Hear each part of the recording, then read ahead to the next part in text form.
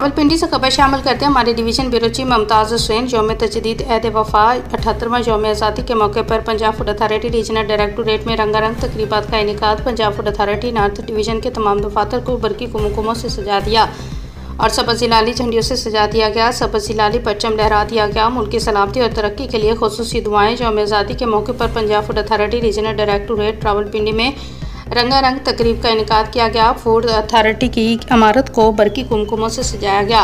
Director operation, additional director operation और deputy director operation ने तकरीब में शिरकत की। तमाम फूड सेफ्टी अफसरान और दीगर अमला भी शरीक हुए।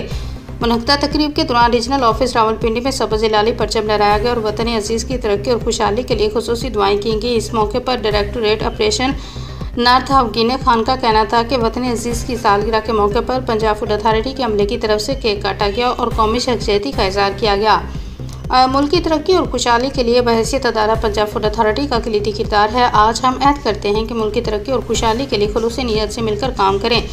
इनका मज़ीद कहना था कि सेहत बख्श ग़ज़ा हर शहरी का हक़ है और शहरियों के हुकूक़ का तहफ़्फ़ुज़ हमारी अव्वली तरजीह है। एडिशनल डायरेक्टर ऑपरेशन का कहना था कि आज का दिन हमारे लिए बहुत बड़ी नेमत है और जोश व जज्बे से अपने मुल्क व कौम की खिदमत करें।